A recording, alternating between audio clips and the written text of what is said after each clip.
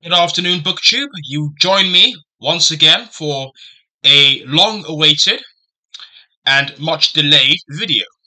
So I've been doing a lot of reading over the past week. There are two books I have to present to you, one of which is a very lengthy work of history. The other is a work of fiction. So let's start with the fiction, because that's a lot shorter and I think in some ways easier for me to talk about. So this is The Case of Comrade Tulayev by Victor Serge. For those of you who don't know him, Victor Serge was a Russian revolutionary who took part in the events that saw the establishment of Bolshevism in Russia. He actually turned up to Russia after the revolution had already been uh, put into motion, during a time when Russia was very much in the throes of civil war, and he remained an active part of the Bolshevik Party and its apparatus for many years afterwards. And it was only under Stalin that he found himself falling out of favor because of his opposition to a lot of the measures that Stalin and his acolytes took in this time, the 1930s, uh, which were at odds with what Serge and others saw as the true principles of Bolshevism, represented by Lenin. And so he was a part of the left opposition, headed by Leon Trotsky, which over the years was weakened and whittled down and ultimately pulverized by Stalin, and its members were sent into exile or killed or demoted or kicked out of the party or imprisoned, and the center of opposition to Stalin was, for all intents and purposes, broken and destroyed. The figureheads were divided, undermined, they were slandered, and their political careers never recovered as a result of this assault by Stalin and his supporters. So Serge was able to, against great odds, survive this trying period and actually leave Russia to continue his pre-revolutionary career as a writer. And as part of that, he was not only a passionate campaigner against Stalinism, but he also wrote powerful works of fiction which were designed to immortalize what he regarded as the true ideals of Bolshevism. And so the case of Comrade Tulayev is very much of a piece with this agenda.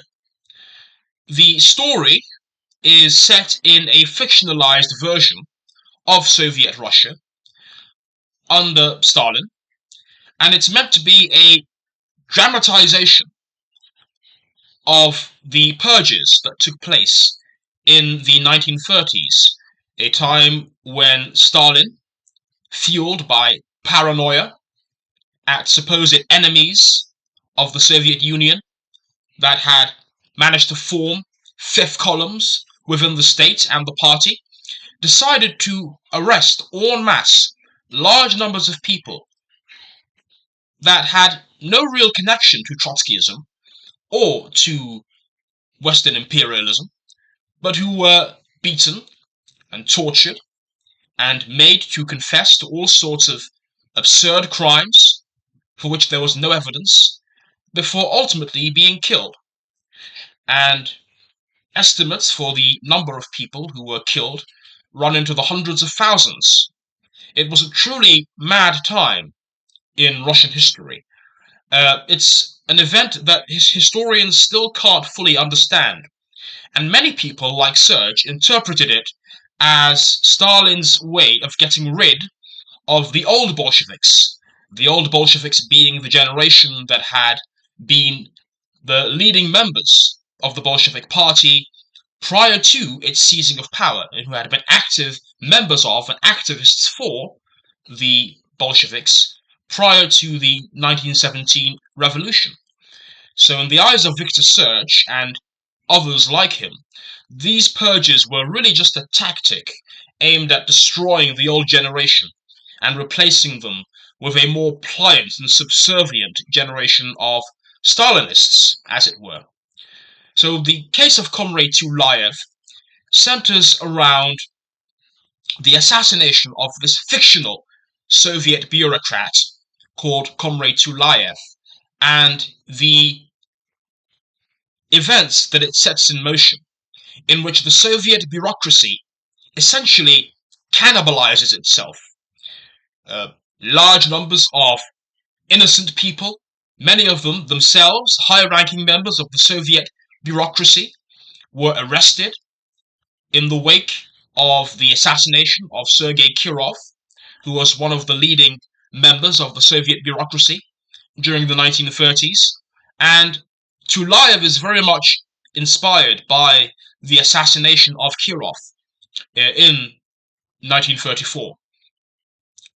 And what we see in this book is Serge's attempt to come to terms with the purges that he and so many other people at this time fell victim to. Now, the main characters that we are introduced to at the beginning of the story are two men known as Romachkin and Kostya. Romachkin is this rather pathetic figure. He spends all his time in his room. He's an intellectual who spends all his time reading. He's obsessed with this idea of injustice, which, for those of you who are deep into Marxist theory, justice is regarded as a bourgeois idea that is destined to wither away with the coming of socialism. And Romachkin sees the suffering all around him of his fellow Soviet citizens, and he is so moved by this that he decides that he can't stand it any longer. He's going to take action, and he's going to try and assassinate the leader of the government, a man who is clearly based on Stalin, Comrade Chief. Now, when Romachkin acquires a gun and finds himself with the opportunity to kill Comrade Chief, he doesn't have the courage to actually follow through on his plans. And in his cowardice, you could say, he allows himself to give up on the attempt. And in his own disgust with himself, he gives his gun up to his next-door neighbor, a man called Kostya, who considers Romachkin to be a rather pathetic figure, treats him with contempt, seems to be a rather more solid and psychologically stable figure than Romachkin. And this rather strong and somewhat charismatic character himself falls prey to the very same despair that Romachkin falls prey to when he finds out that a woman that he was romantically involved with has committed suicide because her fellow party members have decided to spread all sorts of vile rumors about her. He is so struck by what's happened that he decides, in his fury and in his grief, to kill Comrade Tulayev, who is a leading member of the government bureaucracy at this moment in time. And he is able to follow through where Romachkin failed and actually kill Comrade Tulayev one night when he is returning from his office.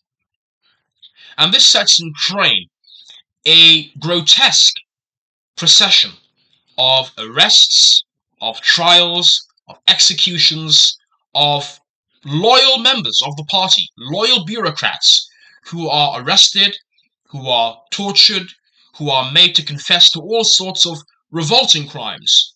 And in the aftermath of the assassination, what Serge does is he shifts the narrative focus to a whole host of different characters, most of whom are bureaucrats high up in the Soviet administration. And we follow them, and we get these vignettes about their lives and about how they have risen through the ranks. and we get their backstories of how they became prominent figures in the life of the nation. And we get a sense of their consciousness, of their trying to come to terms with the purges that have been launched, this mad campaign to cleanse the party of supposed saboteurs and foreign agents. And this means that we are very much a part of this world turned upside down. We follow characters such as Urchov, Makeyev, who is this rather opportunistic man that is able to ride the coattails of the successful Bolshevik revolution to become a prominent figure, only to find himself being one of the people who is arrested as part of these purges. And through it all, Serge delivers the story in what can only be described as powerful, wrenching, electrifying prose, of a kind that is very much inspired by James Joyce's stream of consciousness approach. Now, I had mixed feelings about the book, because whilst I did ultimately enjoy it, I did feel that the fact that we were bouncing around from so many characters' perspectives meant that I didn't get the feeling that you get with a conventional novel of being really close to a main character and becoming really intimate with that main character, because the narrative perspective jumped around so much that it was difficult to get a handle on any one figure within this novel. It was designed by Serge to be very much a polyphonic novel, a novel that speaks with many different voices and in which we hear many different perspectives. But I think because of the approach that Serge takes here, each individual voice just feels less powerful. And that's one of the things which I think is a drawback for this book.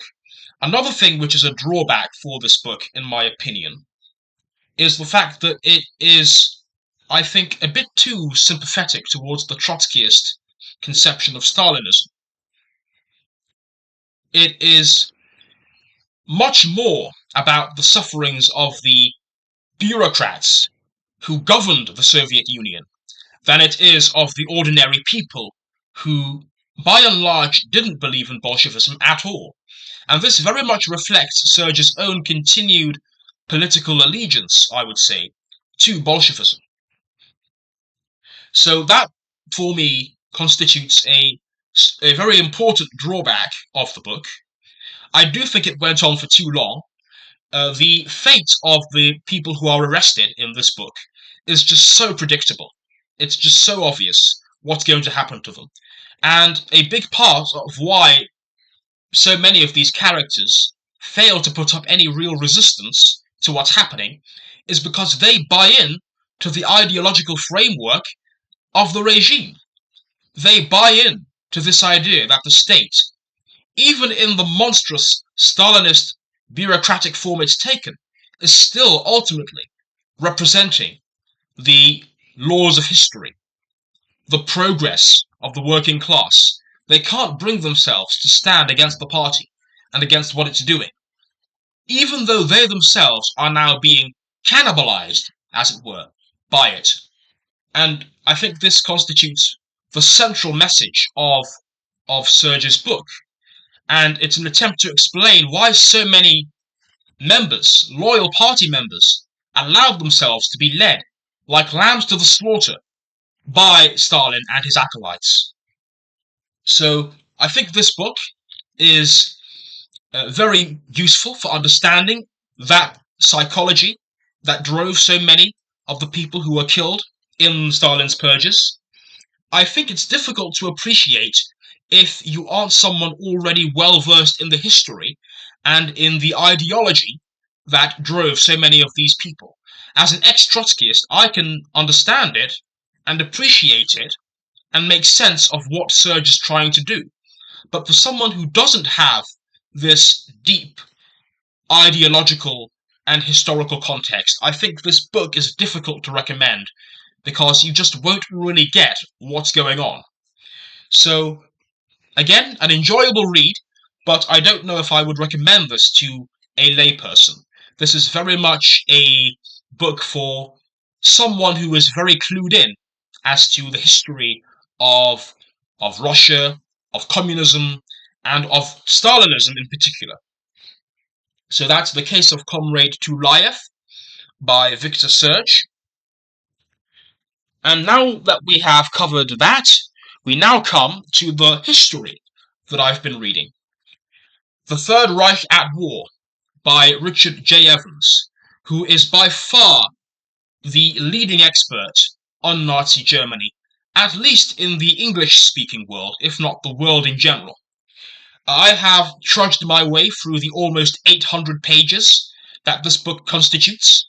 It's been a week of very intense, very heavy reading, all about how the Third Reich, under the leadership of its mad ruler and his band of fanatics, plunged an entire world into a devastating war and carried out the systematic slaughter of 6 million Jews and many millions of others. It's harrowing reading, it's chilling reading, but it's important reading. And it's part of a trilogy of books that Evans wrote many years ago about the Third Reich. The first one is The Coming of the Third Reich.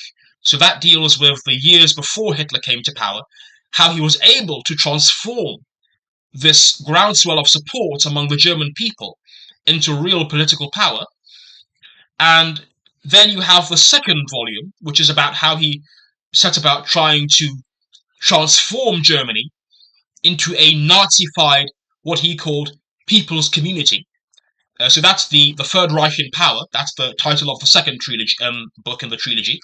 Then you have the final book, which I've just finished, The Third Reich at War, which, of course, is all about the events of World War II, how Hitler plunged a continent into unprecedented barbarism, the mechanized, calculated, precise slaughter of millions and millions of people regarded as subhuman, the bureaucratic groundwork that was laid for these horrifying crimes, the eyewitness accounts from the people who were actually on the ground witnessing these killings. We have the testimony of people such as Hitler himself, Himmler, Heydrich, the whole crew, and the villainous actions that they got up to during this period.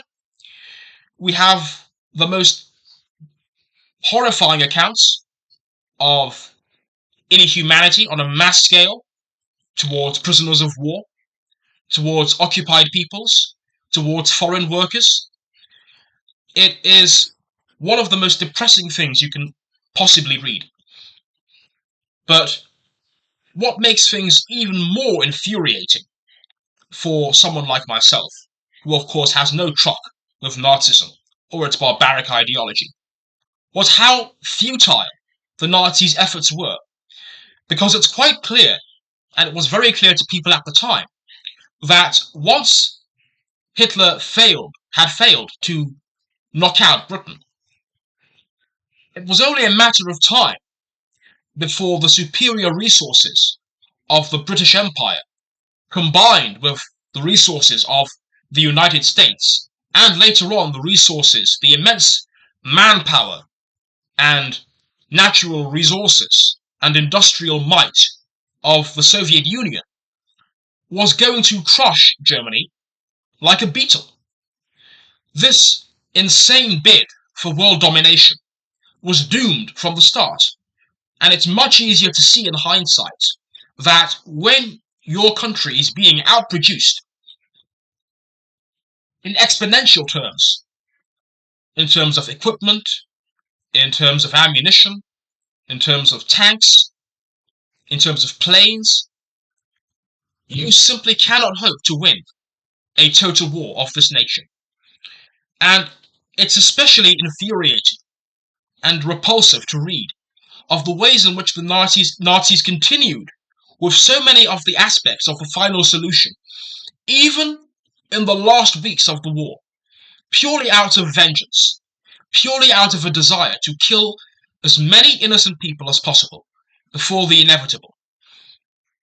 And it's just a further reminder of the consequences of unbridled nationalism and militarism, where that takes you, the depths to which that plunges you as a society, as a nation. And what I love about Evans' trilogy, and this book in particular, is the way in which he allows so many of the primary sources we have from that period. Because remember, he is a professional historian. He has a mastery of the archives in question. The way in which he allows these ordinary people, these ordinary eyewitnesses, to speak. He quotes them at length. He quotes their diaries. He quotes their letters. He allows these people to speak and to reveal in real time what was going on. So it's as if we were actually experiencing these events with them, vicariously, through their testimony. And the way in which these primary source accounts are weaved into the general narrative is done in so artful a fashion that I can't think of any writer that really betters that kind of approach. Not only is Evans a serious academic historian, he knows how to write for a popular audience. He knows how to make these rather dense historical details readable and comprehensible to large numbers of people. And so it's no surprise that his trilogy has been so successful and has sold so well, and I think will remain for many, many decades the definitive works on the Third Reich and on its depredations during this rather harrowing period in world history. So I actually finished this early this afternoon. This is definitely a work which I will be referring to for many years to come. I can't recommend it strongly enough. And all I can say is it's a masterpiece. So that is The Third Reich at War. Both of the books I've read are very much from the concerning the same sort of historical time period. So Victor Serge's The Case of Comrade Tulayev is set in 1930s Russia. The Third Reich at War is, of course, about World War II and the Nazi role in that. So they're both very depressing works, but they have been significantly lightened, I would say, in their effect on me by the fact that I've also been reading the poems of Coleridge from my collected poems Penguin paperback, which I've been taking with me to work for the last few days. So that has helped to even things out. I've only read a small chunk of it, so I don't have much to report. I forgot to bring it up here, actually, to show all of you. Because it's arranged in a chronological fashion, I'm still on Coleridge's early works, which aren't doing much for me. There are a lot of sentimental pap, in my opinion. But I am holding out the hope that as time goes on, I will get to the good stuff, and his poems will increase in quality. So that's my hope for the future. I hope to do a future video in which I talk more about that. But for now, that is all I have to say. So I will leave it there. I hope to speak to you soon again. Bye for now, BookTube.